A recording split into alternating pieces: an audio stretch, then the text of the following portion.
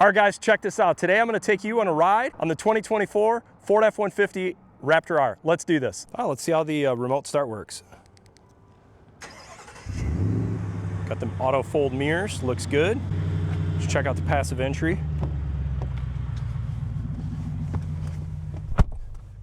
Let's see how the startup sequence looks. Hit the start engine. Hopefully you can see the heads-up display. It says Ford right in the middle with the headlights. Looking good. Got my Apple CarPlay connected. Now let's go for a little drive. Today in the video, I'm going to do this just in normal mode. As you can see, I'm gonna reset my fuel economy. So for people just kind of wondering, a little loop. All right, so in Raptor status, got everything at normal. We got the exhaust in normal mode. But I feel like for the fun of this video, I should probably put it in sport mode. I've got the sunroof shade open today, so it should be a little bit louder, but we'll get a little bit of city, a little bit of rural, and a little bit of highway driving, so you can kind of see what you could expect. So one of the things that's really cool about the F-150 Raptor R versus, say, the TRX is if you see on my Raptor status right now, I'm in two-wheel drive. It's really cool that Ford gave you the ability to drive these trucks in two-wheel drive. So you can drive it in two-wheel drive, 4 auto, 4 high, 4 low. With the TRX, if you're looking for a supercharged V8 truck, it's either 4 auto, 4 high, 4 low. There's no two-wheel drive option. I know there's some aftermarket companies that have actually done this, but you cannot do that actually. Hey, that's a cool car. I forgot they call those Eagles back in the day, back in the 80s. They're like all-wheel drive, the all-wheel drive station wagons from back in the day. I remember when I was a kid, I thought those things were like the neatest things. Anyhow, I got the heated seats on and heated steering wheel. I'm already gonna turn those off. It's kind of warm already. Try to get out of the city a little bit now and give you a little different perspective. Kind of see the steering wheel, nice position. It's got really great bolstering right here. I really like the layout. It's not much different than the 21 Raptor steering wheel, just a little different stitching. You got the carbon fiber inlay here with the R. Paddle shifters are in the same spot. My 21 Raptor actually didn't have the Raptor R button in the steering wheel, so it's kind of cool that it's actually got that. And I'm actually been learning about how you set up your Raptor status. So right now, you can use this button for, my understanding, 2 ways. You could see what the current settings are, and then you can see my mode settings. If I hit it again, I think if I hit it twice, it's gonna set my settings. So let's try that. There we go. Now I'm in my R mode. My R mode, you can set it up custom, a lot of different parameters. So for instance, for me, for my suspension, I've got it set up as normal. For my steering, I've actually got it set up for comfort. For my exhaust, gotta go Baja. And then I think also I included in this, I believe I even programmed in, I think my traction control, I think I programmed in. So how at least I understand it is you set all your parameters, your drive mode, your steering, your suspension, your exhaust, and I believe in even your stability control, and then you hold down the R mode and it will actually set. So that's kind of cool. I will actually put it back in normal mode just from the simple standpoint of standard driving, kind of what it looks like. But I will put it in the sport mode for exhaust. Now, Raptor R does not have your start stop, so you would normally have your button up there. Some trucks in the last few years since COVID and the semiconductor shortage, some of the trucks came without start stop. Like my 21 Raptor was actually built with start stop delete, which is kind of cool. I know a lot of people actually prefer that. To me, it doesn't matter either way. I have actually noticed that start stop does have an impact if you city drive, but it doesn't really impact me at all. And check this out, guys. Right next to me, got somewhere between a 21 and a 23 F-150 Raptor. Gives this dude a hang loose, looking good. Nice, like those headlights. Truck looks good. And you know what's kind of funny? He's even got the amber lens covers on one of his sets of his fog lights. That's funny. So let's hear what, at 60 miles an hour, let's hear what the decibels look like inside the cab. About 60 decibel right now. Now we're slowing down, but I will see what it looks like So you're accelerating at a pretty steady clip, 74 decibel. All right, now we'll get to just about 60, and let's see where it settles in at. 65 decibels. So that's in sport mode. Let's see what we got for fuel economy. So far averaging on this trip about 10 miles per gallon through a little bit of city. Put the exhaust back to normal mode. Kind of get an idea now of the decibel reading.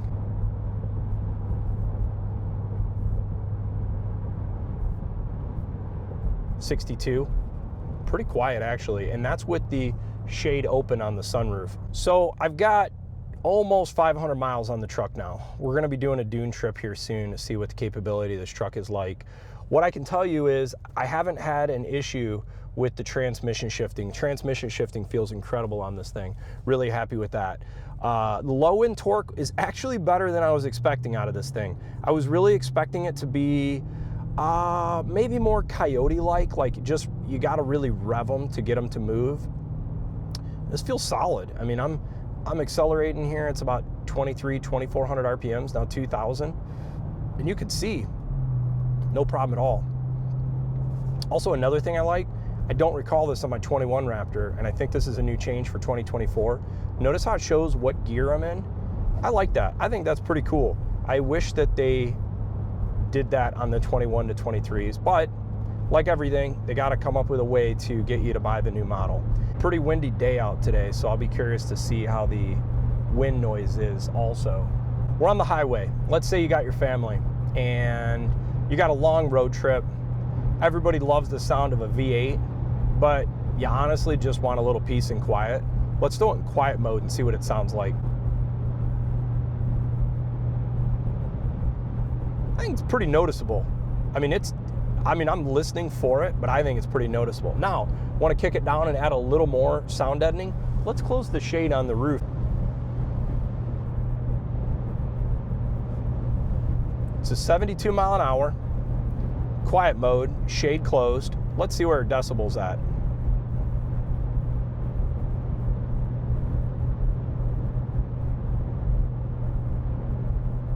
.67 decibel, I'm gonna call it. Now I wanna see what the Co-Pilot Assist 2.0 looks like. Don't do this. You're not supposed to drive these hands-free, so don't take any advice from me. It's kind of cool though, it shows you in the heads-up display, it's letting you know both hands on the steering wheel. And of course, it's Michigan. It's 70 degrees one day, and we got snow flurries right now. It's 43 degrees and we got snow flurries. Everybody's ready for winter to be over. This sucks. But we've got a little bit of a headwind right now, 73 miles an hour, and we're getting about, I'm gonna say about 12, 13 miles per gallon on the highway, right about these speeds. But how cool is that though, guys? I mean, this is not hands-free driving technology. It's technically called lane centering, but this is freaking phenomenal. Would never tell anybody to drive hands-free in one of these things, because that's not what it's intended for. What it's intended for is to give you a little bit of extra assist. That's it, not hands-free driving. But it works so good. I mean, literally it's centering me right now, going around the corner. I mean, I've driven the Blue Cruise technology, and that is super awesome. And the Super Cruise, I'm really looking forward to drive, because I've heard the GM Super Cruise is even better. So I'll be excited to compare that to the Blue Cruise, because Super Cruise, my understanding, is it will actually like steer you with like changing lanes and everything. With Blue Cruise, according to my understanding, you still have to use your turn signals to prompt what you want the Blue Cruise to do. Maybe there's a way to fully set it. I just don't have enough experience with Blue Cruise. I haven't owned a vehicle with it, but maybe the next one will have that technology, because I think it's really awesome. Man, someone's getting excited for summer, getting their boats out already. Wild. Okay, so we are still in quiet mode right now. This kind of gives you a nice idea of the sound accelerating going through the gears. If you can change heads-up display information while you're driving. I do kind of miss the red stripe. What's weird to me is they got rid of the red stripe, but they still kept this cutout. So if it was a cost savings, I'm not buying that.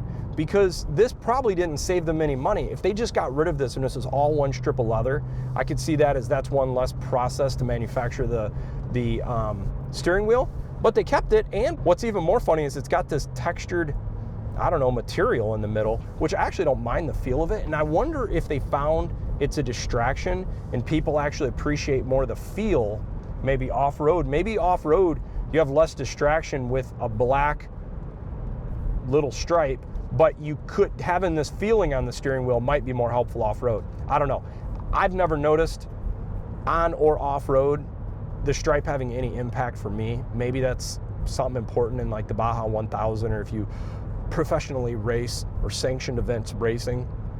I have no plans to do that. I'm gonna go to the dunes with my family and do a little two-tracking and just enjoy having a fun truck. You can see the wind. We got a north wind right now, pretty good clip. I'd say it's every bit of 15, maybe 20 mile per hour.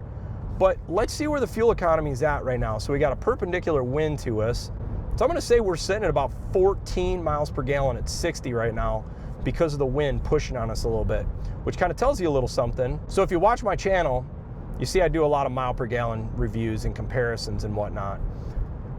In the perfect world, I'd have a controlled test of, let's say, 100 miles, where you'd have the same wind condition, the same temperature, the same drive scenario, the same amount of traffic, the same acceleration every single time.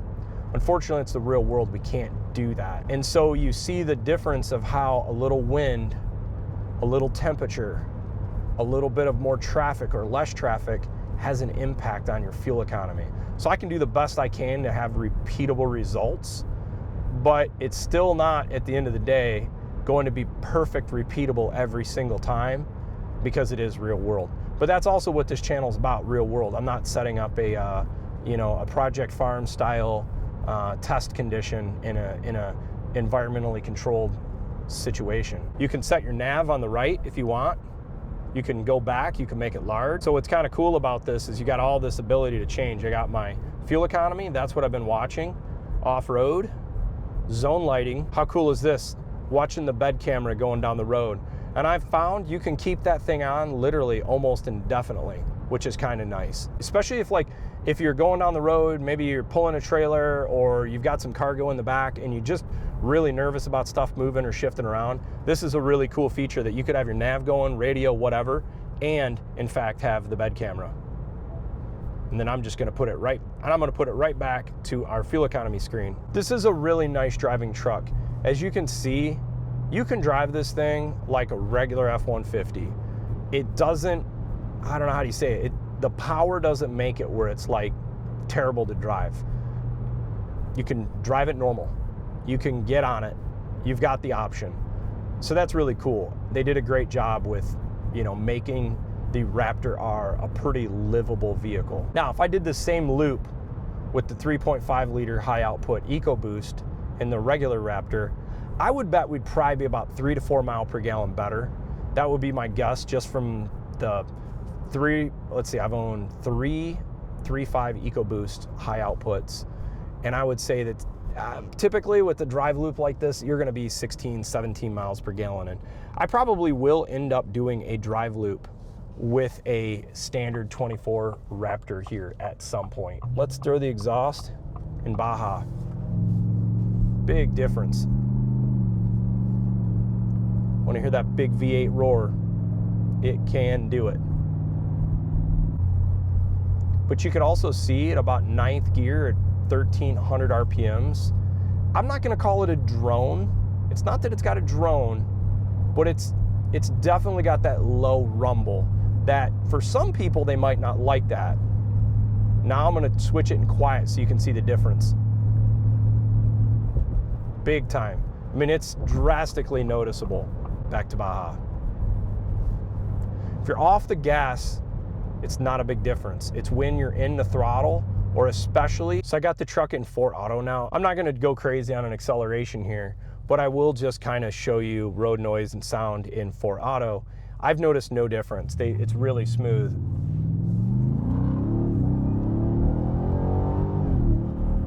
I mean, it pulls, this thing just runs. Now what's funny is, I'll slow down here, I'll put it to like 40, and then I'll just punch it. Okay, here we go.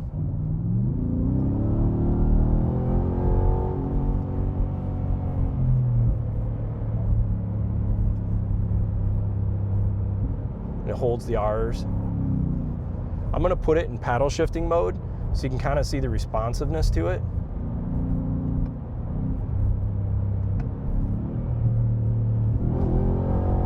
I mean, it hits, man. This thing wants to go. It just throws you in the seat. Crazy. And I will take it out of R mode and put it back in the standard drive mode now. Do a little acceleration here.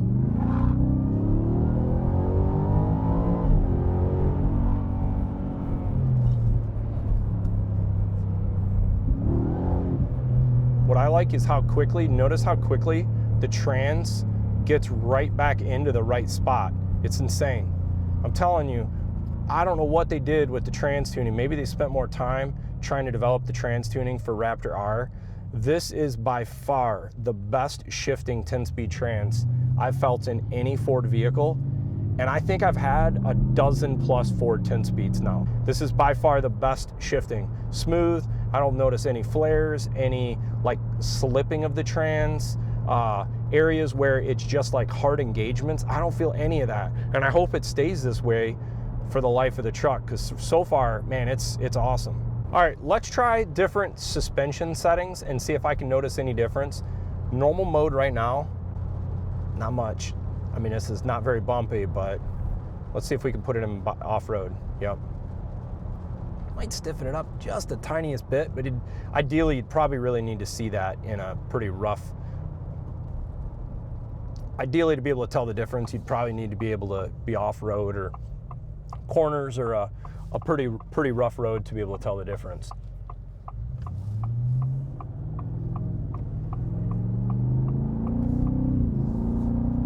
That's like medium acceleration, at most medium.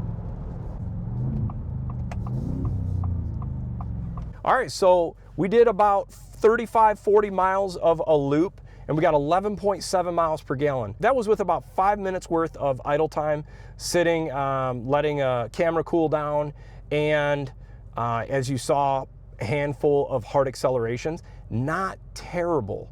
So I think, if, like I said before, if you drive this thing normal, this is a 13, 14 mile per gallon vehicle. Let's see what the exit sequence looks like in the truck now. Got the nice Ford badge leaving the blue oval. And there we go. So I hope you enjoy this drive review. I'm gonna be doing more of these, but at least this will give you an idea of what it's like to be behind the wheel of a 2024 Ford F-150 Raptor R. Thanks for watching.